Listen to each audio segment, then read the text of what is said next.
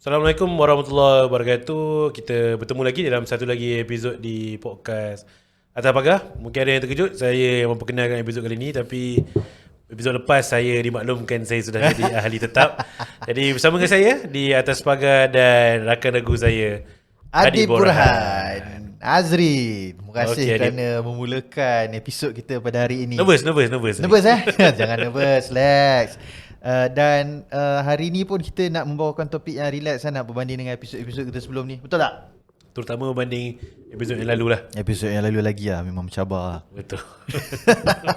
Jadi apa kita nak sembangkan hari ni, Azri? Hari ni kalau kita pilih nak santai lah. Jadi aku sebut topik ni mungkin tak rasa santai, tapi kita bawalah perbualan tu menjadi santai. Betul. Mungkin kita sembang dulu pasal our new and outgoing king. Our new king and also the outgoing king lah. Raja sebelumnya. Jadi we live in an interesting time. Yes. Kita mempunyai seorang yang di-Pertuan Agong, Sultan Abdullah. Yang datang daripada negeri Pahang.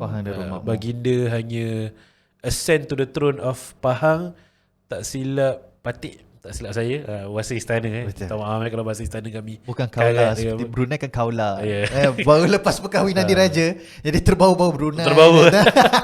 Okey, silakan. Dia macam Sultan Abdullah tu hanya naik tahta di negeri Pahang. Okey. Hello, okey.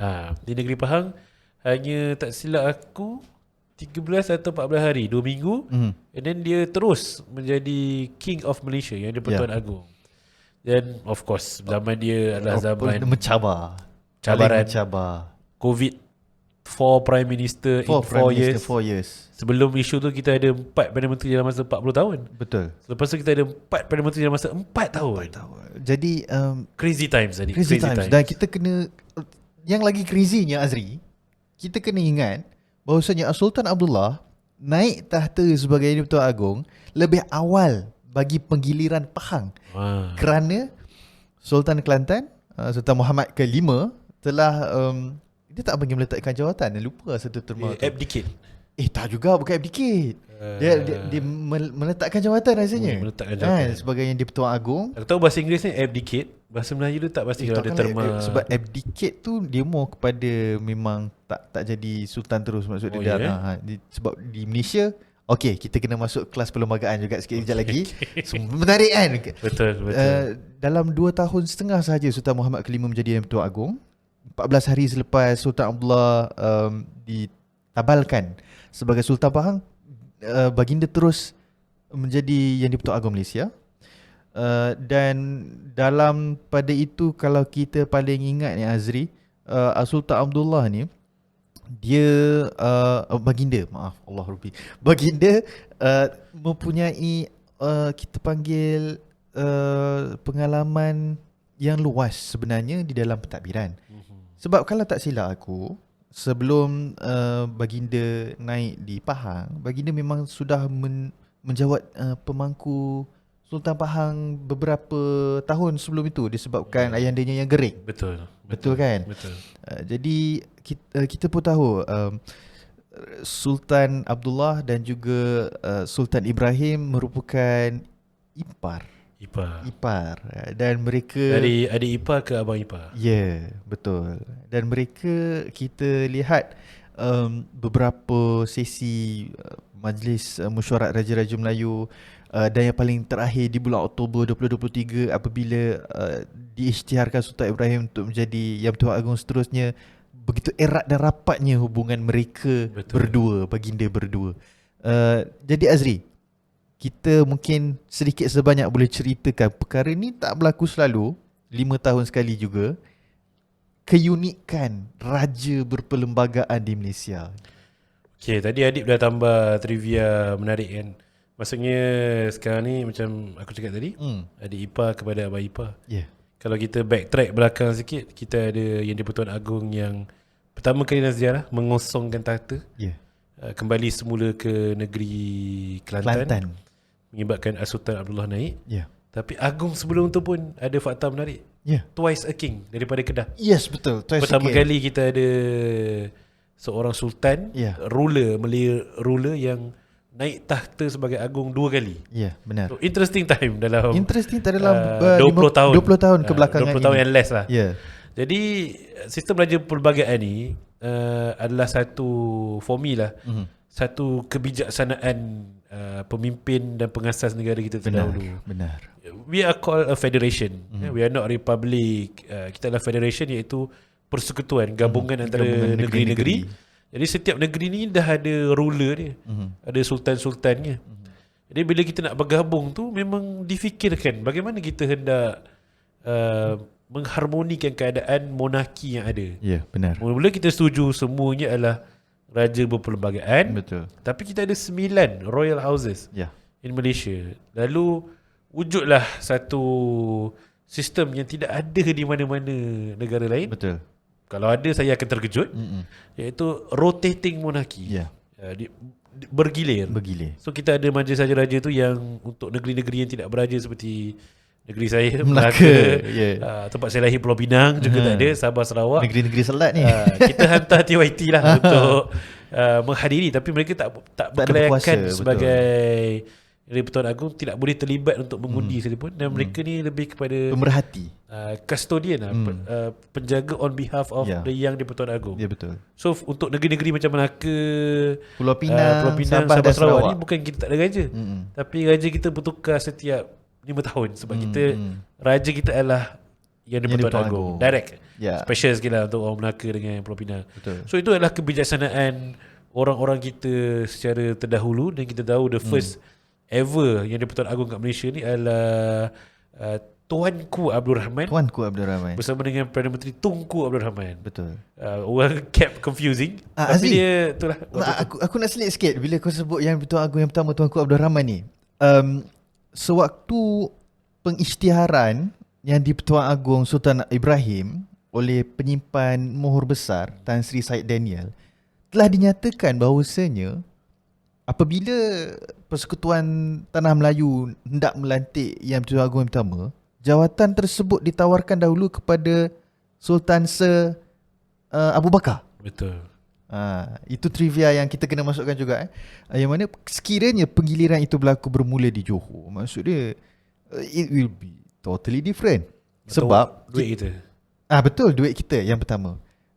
Tapi mungkin kita akan pergi ke seterusnya kot. Sebab kita kena terangkan juga dekat mereka ni, dekat Malaysia ni, di setiap raja-raja Melayu, mereka bertengkolok, berdestar. Tetapi di Johor tidak. Unik. Tapi apabila menjawat jawatan yang Di-Pertuan Agong, hendaklah memakai tengkolok tersebut. Tapi tak apa, kita go through by time sikit kan. Itu rasanya nanti kita masuk dekat bahagian agung kita yang terkini. Kita discuss sikit tentang Ustaz Ibrahim. But back to raja yang Di-Pertuan Agong, raja pelbagai ni, dia ada a few duties lah dia. Antaranya adalah dia adalah punca kuasa kepada semua badan-badan kerajaan di bawah Malaysia. Maksudnya kalau ikut the correct legal term adalah Perdana Menteri dan Kabinet ni hanyalah menjalankan kuasa yang Di-Pertuan Agong untuk mentadbir rakyat. Sebab itulah pembukaan parlimen yang Di-Pertuan Agong akan bagi ucapan. Dia juga adalah ketua turus Angkatan Tentera Malaysia. Dan of course dalam episod sebelum tu kita dah berbual Di-Pertuan Agong adalah part of board, Pardon board sebelum ni. Itu antara kuasa-kuasa raja berperlembagaan. Tetapi bila kita ada raja berperlembagaan ni, mungkin a bit controversial take lah. Ramai rakyat Malaysia, and we've seen this, ada yang merasakan mungkin mempunyai raja berperlembagaan di masa moden, dan masa kini ni adalah sesuatu yang perlu difikirkan semula. Adakah sesuai untuk mengekalkan perkara ni? Malah ada yang kata mereka hanyalah simbol semata-mata tradisi. But aku merasakan, Patik merasakan kehadiran Sultan Abdullah sebelum ni seolah-olah mengubah persepsi tu secara menyeluruh. Kau setuju tak dengan aku punya Azri, pandangan tu? The same thing aku nak cakap. Aku setuju. Disebabkan kita kena acknowledge bahawasanya walaupun orang banyak berbual mengenai sebagai simbol, sebagai punca kuasa. Tetapi kita kena akui apabila wujudnya raja berperlembagaan, raja tersebut ataupun sultan baginda bertindak di atas kapasiti sebagai seorang yang melaksanakan apa yang ada di dalam undang-undang berperlembagaan. Makna kata, Yang di-Pertuan Agong sebagai contohnya, itu adalah satu jawatan. Itu adalah satu amanah. Yang mana sebab itulah ada angkat sumpahnya, kan, tanda tangannya, wabillahi watallahi, kan. Jadi kita kena anggap yang bahawasanya bukan sekadar simbol. Dan ada juga benda ni kita sampaikan, jangan tangkap saya. Tak apa.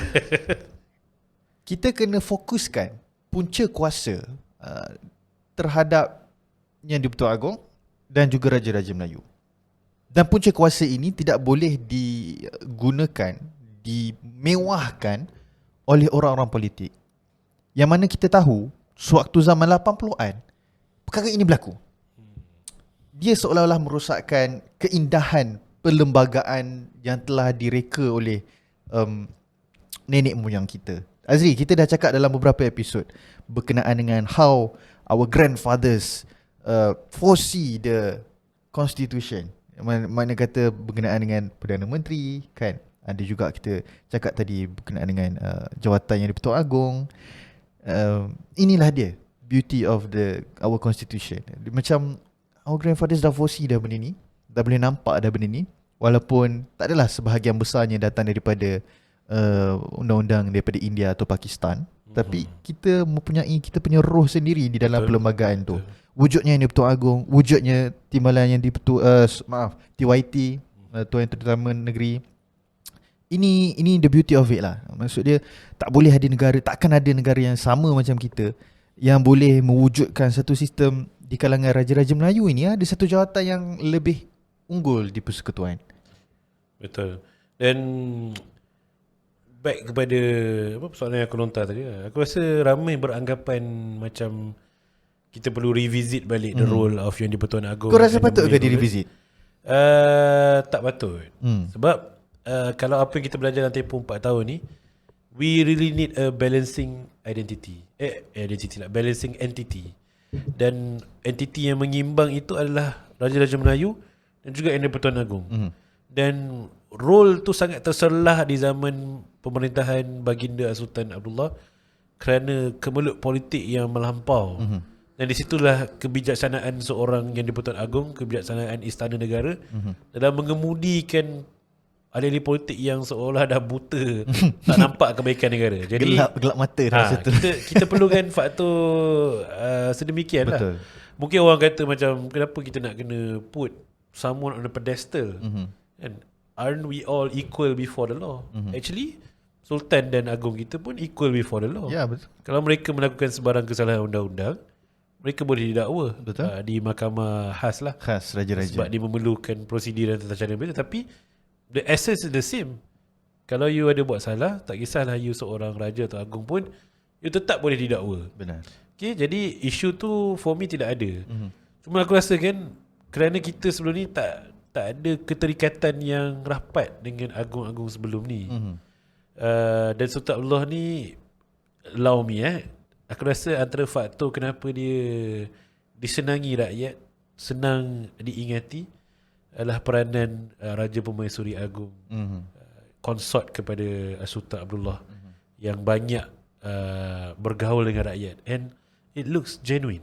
Dia suka memasak, bergaul dengan orang, dan of course setahun sebelum tahun terakhir pemerintahan Sultan Abdullah, dia telah buat jelajah Borneo. Berjelajah Borneo adalah satu perkara yang unik, unheard of sebelum ni. So I don't know lah, ni mungkin my wildest imagination before kita pergi kepada our current king. Tak apa. Antara one of my favourite Netflix show adalah The Crown. Pernah tengok Adib? Tak. Tapi tahulah pasal The Crown ni pasal late Queen. Yes, the royal family. The royal family of the United Kingdom. Kalau nak start tengok boleh, sebab dia dah habis lah. Dan dia punya pengarah pun memang bagi jaminan dia nak tamatkan series tu 10 tahun before kemangkatan Queen Elizabeth. So dah habis lah, dia kata dia takkan sambung lagi. So bila tengok filem tu, walaupun dia ada elemen fictional, tapi dia memberi kita sisi pandang dalaman kepada kehidupan raja dan bagaimana mereka memainkan peranan dalam hal-hal yang tidak nampak oleh rakyat. Dan kita pun tahu macam sekarang kan, bila kita really invested dalam politik, kita tengok bila Perdana Menteri jumpa Agong untuk weekly meeting pun ada orang akan politik. Padahal itu sebenarnya benda biasa. benda biasa. Dan itulah menunjukkan peranan Agong juga. Betul. Dia sebelum Perdana Menteri ada buat meeting kabinet, dia brief dulu yang betul Agong apa rancangan-rancangan dia. Betul. Walaupun Agong kita raja pelbagai, tapi dia mendengar, dan kita anggaplah Agong itu sebagai satu simbol yang mewakili kepentingan rakyat ni dan negara secara keseluruhan. So I think that is the beauty of constitutional monarchy, a rotating role between the 9 royal household.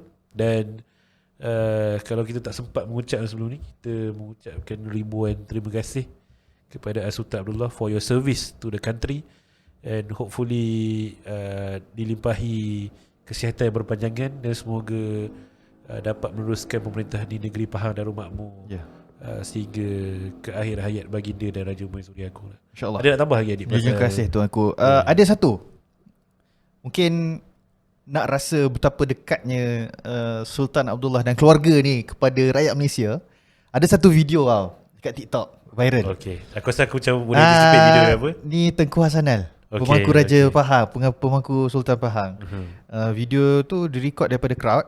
Masa tu macam rakyat-rakyat nak minta tanda tangan Tengku Hasanal.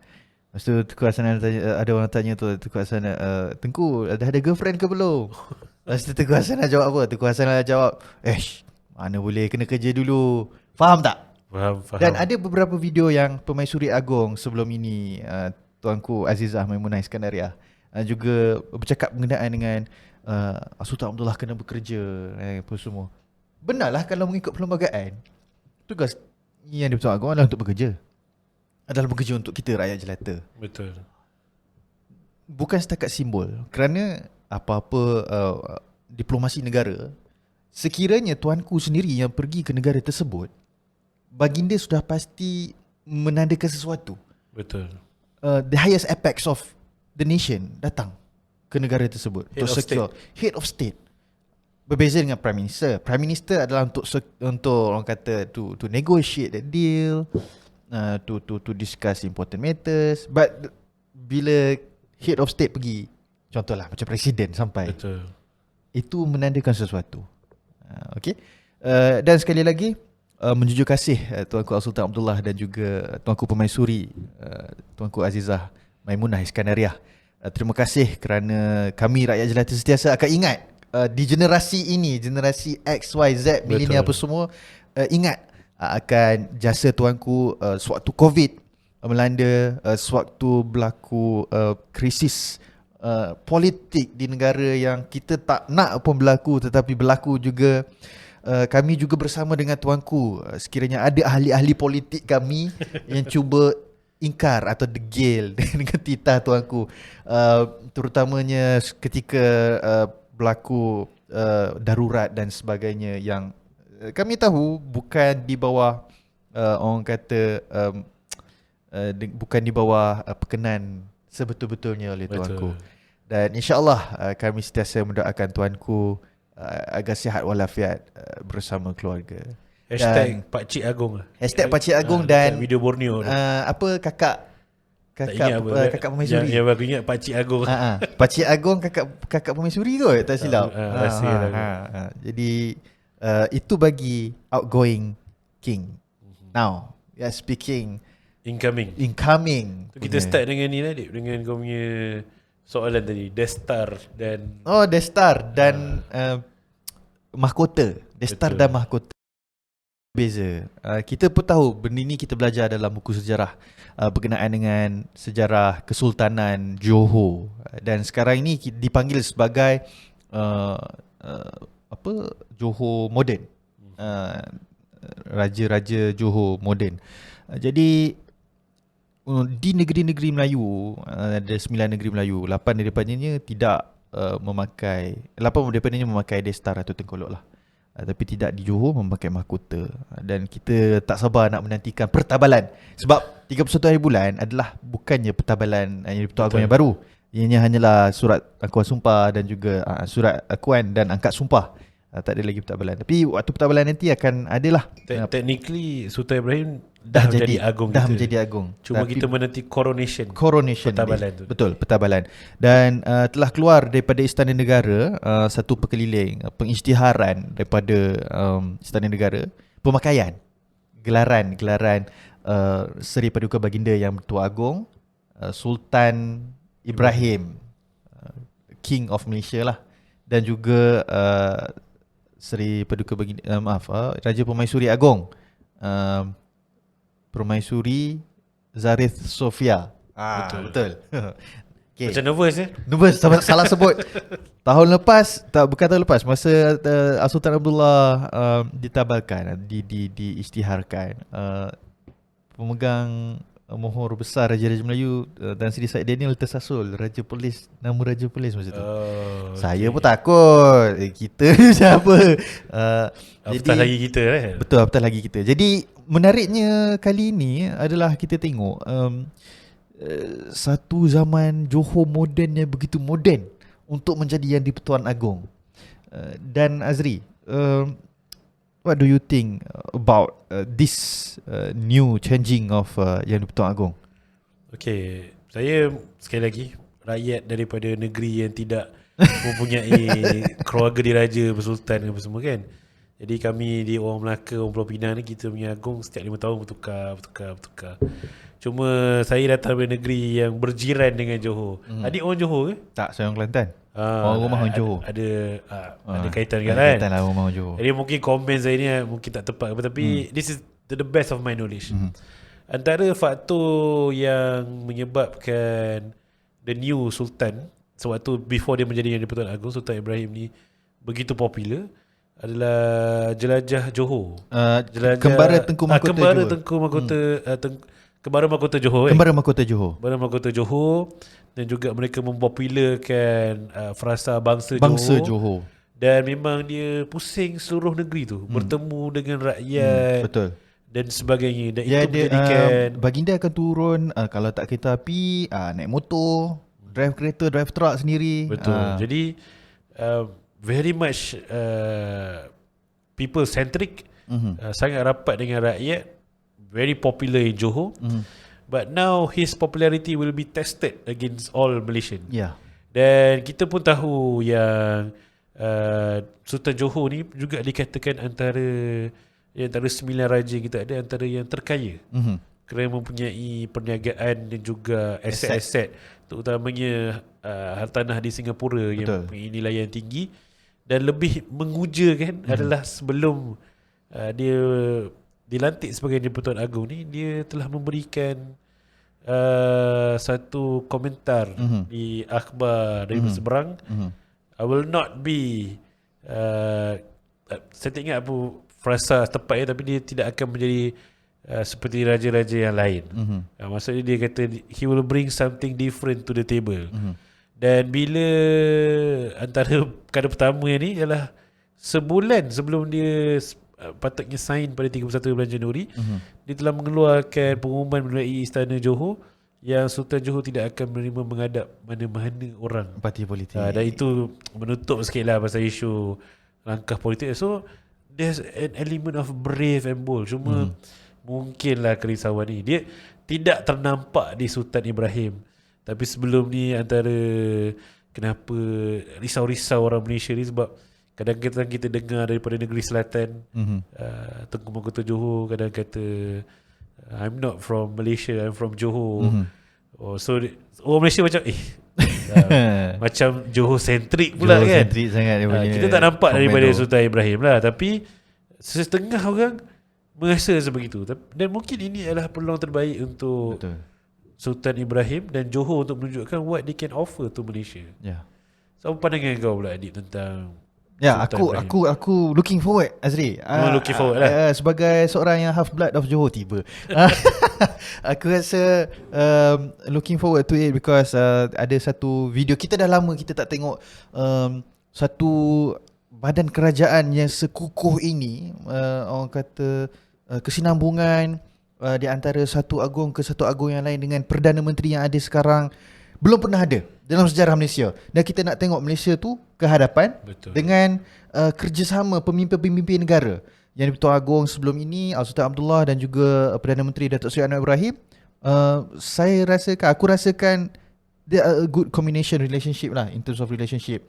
Meeting memang ada setiap minggu bersama, jumpa depan-depan. Dan tengok kepada video sewaktu di Istana Negara pada 31 bulan hari tu, 31 bulan Januari hari tu, bila turun sahaja Sultan Ibrahim daripada kenderaan baginda, disambut oleh PMX, dah ada nampak keserasian di situ. Betul. Tak sabar kita nak tengok apa yang bakal berlaku daripada segi perkara baik yang rakyat Malaysia akan dapat. Dan aku rasa untuk kita tutup this part of our new king, kita ucapkanlah semoga dilimpahi dengan berkat dan juga dipayungi Allah terhadap kepimpinan Seri Paduka Baginda Yang di-Pertuan Agong Sultan Ibrahim Yang di-Pertuan Agong Malaysia yang ke-17. Jadi kami semua menjunjung kasih dan mendoakan pemerintahan Yang di-Pertuan Agong Sultan Ibrahim untuk 5 tahun yang mendatang ni dipenuhi dengan segala perkara yang baik-baik untuk Yang di-Pertuan Agong dan kita rakyat Malaysia, InsyaAllah, secara keseluruhan. Jadi itulah, kita dah tutup topik itu saja. Boleh tak kita tambah 10 minit? Boleh. Okay. Aku nak menambah ni. Politik sikit. Azri, kau UM kan? Okay. Apa ni video viral ada sorry it's not to be racist, sebab kita kena mention bangsa kat sini. Okay. Ada beberapa mahasiswa Cina dan juga mahasiswa India, yang mana mahasiswa India tersebut bercakap dalam bahasa Mandarin, yang mengkritik bahawasanya kenapa bukan kolam renang, gym kena asingkan lelaki dengan perempuan, kenapa tak gabungkan je? Dah lah semua lelaki yang bagi statement. UM ni okey lah. UM ni selalu digelar sebagai the pinnacle of student politik in Malaysia. Dan saya berada di UiS Malaya serka 2012 hingga 2016. Dan ketika zaman tu antara peristiwa-peristiwa besar yang berlaku di UM adalah peristiwa mahasiswa UM merempuh pagar untuk Anwar nak masuk masa tu. Anwar Ibrahim masuk. Saya ingat lagi event tu adalah 40 tahun dari universiti ke penjara. Dan saya terlibat dengan, bukan rusuhan lah, demonstrasi tersebut secara tidak sengaja. Masa tu UM tutup pagar, kita orang keluar makan kat luar. Dah balik tengah hujan, UM dah tutup pagar. Jadi kita tak ada pilihan, terpaksa lah join demo bersama dengan PMX ketika itulah. Jadi sweet moment. But back kepada isu video viral lah. Disclaimer sikit aku tak fully tengok full context lagi lah, tapi memahami dari sudut orang yang pernah belajar di Universiti Malaya, kadang-kadang di peringkat universiti ni ada pemikiran politik yang terlalu idealis. Tak salah untuk beridealis, tapi kalau orang kata dekat Malaysia ada spektrum politik Malaysia ni kanan dengan kiri, dekat universiti you akan jumpa the far right and far left. You akan jumpa dekat situ yang diorang tak boleh bertemu di middle ground. Dan setahu pengetahuan aku lah di Universiti Malaya sekarang ni, dia ada beberapa gerakan pelajar yang major. Antaranya adalah Demokrat Universiti Malaya, Angkatan Mahasiswa, ada UMANI. Sebelum ni mereka satu gabungan, Suara Siswa, tapi dengan kata dah berpecah. Dan mereka juga ada Neo Siswa ataupun branding politik dia mahasiswa hybrid. Tak tahulah wujud lagi ke tak. Dulu ada Pewaris, sebelum tu ada Pro Mahasiswa Penggerak. Tapi ini adalah major player sekarang lah. Dan kalau tengok video tu, I suspect pelajar-pelajar tersebut adalah mungkin MPP, sebab tengok ada baju jaket simbol KMUM tu, satu mahasiswa tu. Mungkin daripada UMANI. UMANI. Dan UMANI ni stands for Universiti Malaya Association of New Youth.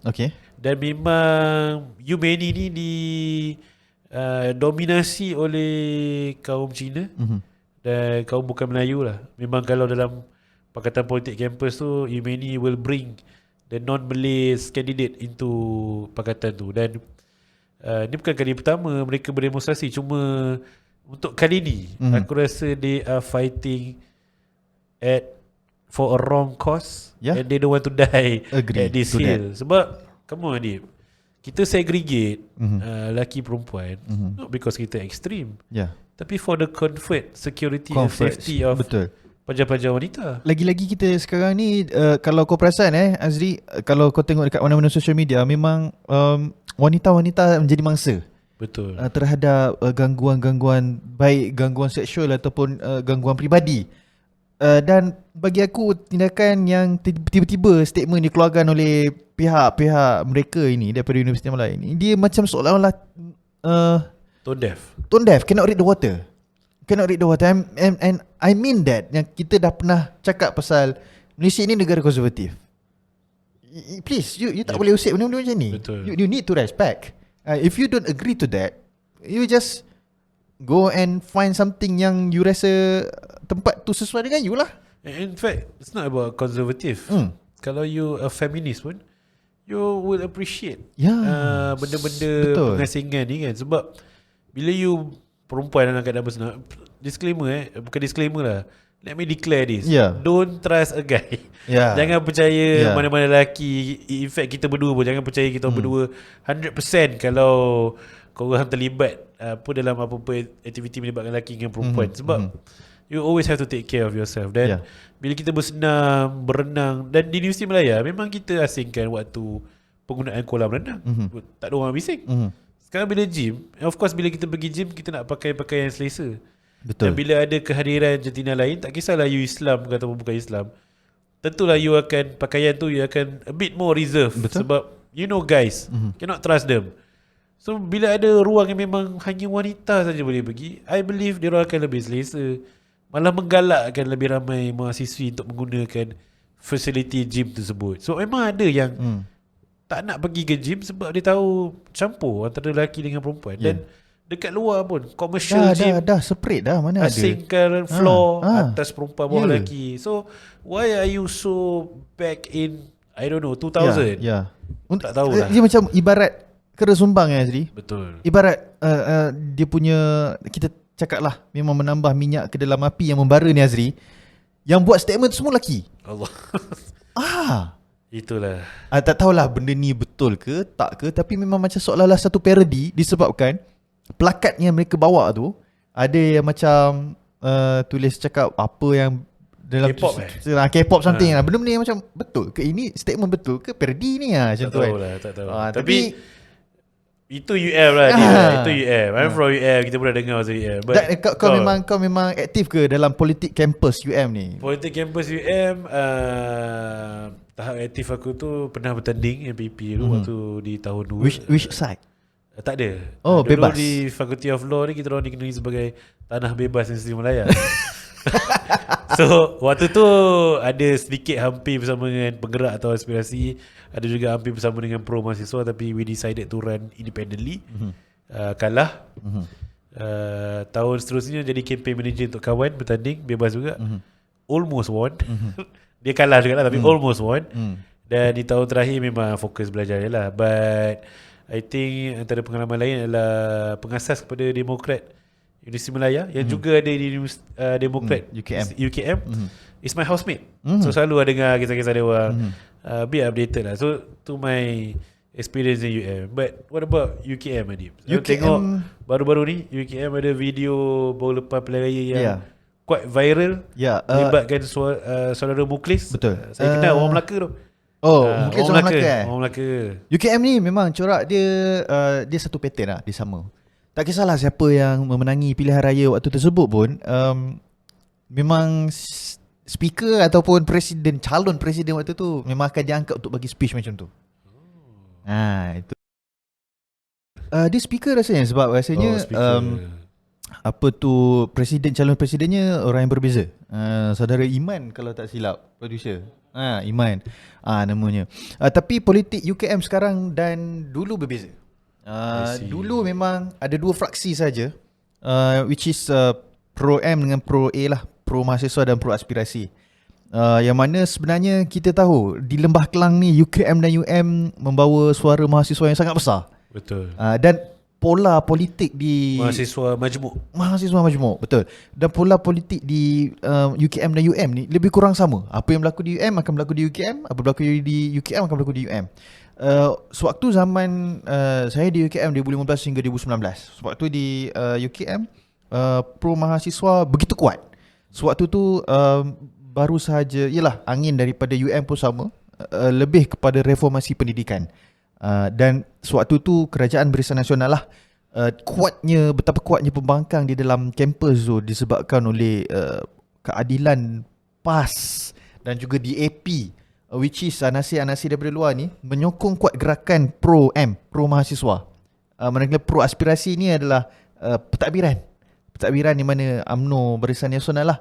Dan sewaktu ketika saya masuk pada 2015, bermula perubahan, rombakan besar-besaran. Kita kena akui satu benda, Azri. KPT memainkan peranan penting dalam politik kampus. Betul. KPT memainkan peranan penting. Disebabkan itulah Menteri KPT memang daripada UMNO BN. Tak pernah jatuh kepada orang lain. Kecuali kalah masa 2018. KPT masa tu Mazli menggabungkan. Mazli pegang dua-dua. Ya. Cuma tu lah, Adib, I think politik kampus ni untuk orang yang minat politik, very fun times. Fun times, betul. In fact, kalau siapa yang alumni politik kampus ni, bila you keluar dalam dunia yang sebenar, you akan tengok sebenarnya adalah kawan-kawan yang pro-M lu ada je parti ni.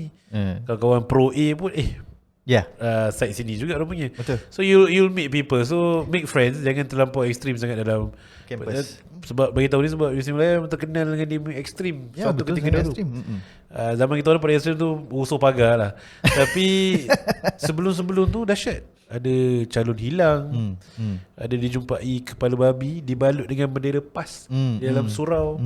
Ada isu bakar patung letak gambar TNC.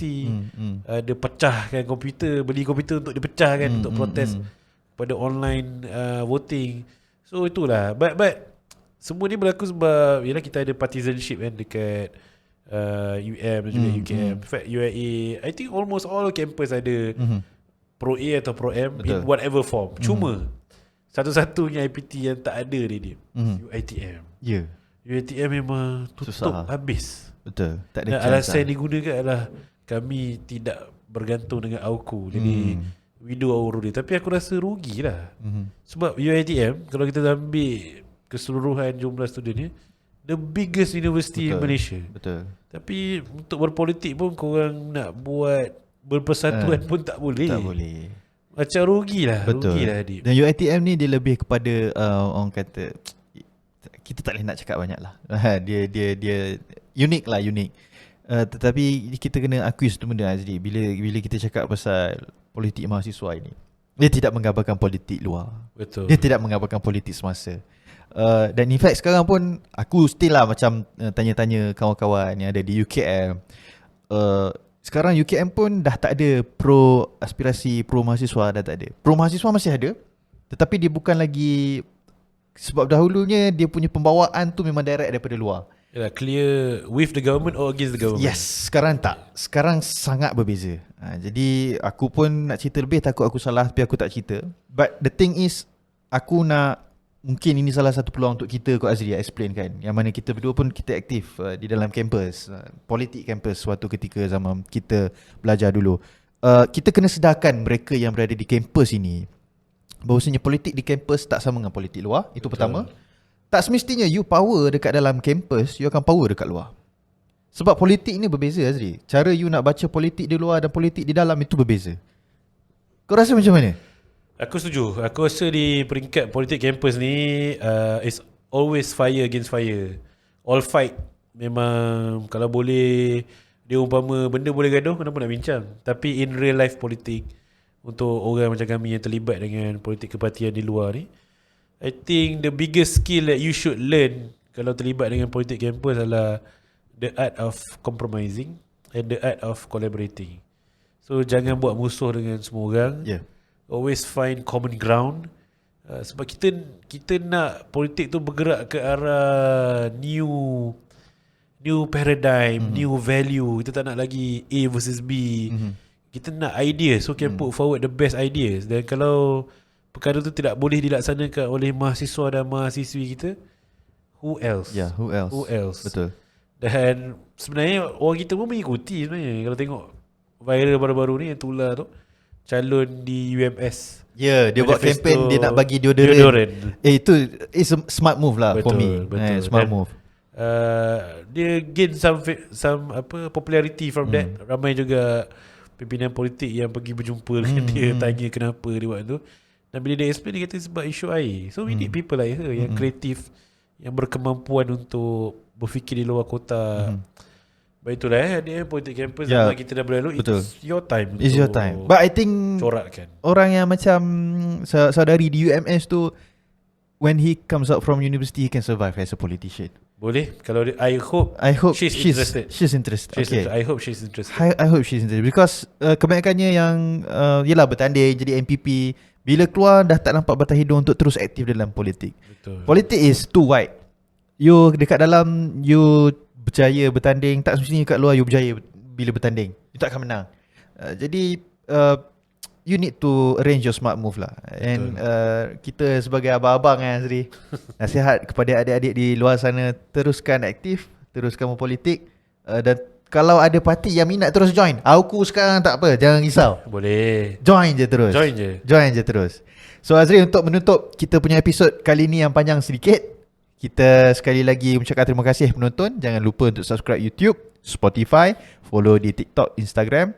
Dan kita jumpa di episod seterusnya bersama Azri lagi. Betul lah Azri? InsyaAllah. Jumpa lagi. InsyaAllah. Semua ni harap anda terus bersama dengan kami. Dan kalau actually kita look forward, kalau ada yang tinggalkan komen ke apa, tanya ke apa, we will try to engage as we could lah. But kalau ada, mana tahu kita ada pendengar setia kan. Kalau kami ambil lambat tu, minta faham lah. Saya dengan adik dua-dua bekerja. Berkejaya. Everything pun self-produce dengan kita yang producer. Betul. So we hope your support boleh bawa platform ni pergi lebih jauh. But apa-apa hal pun, betul. Keep on subscribing atas pagar and supporting us in whatever ways. Betul. Mana tahu ada tetamu jemputan pula lepas ni. Kita tak Mana tahu kan. Mana tahu. Komen sikit korang nak kita orang jemput siapa. Okay guys. Ciao. Assalamualaikum.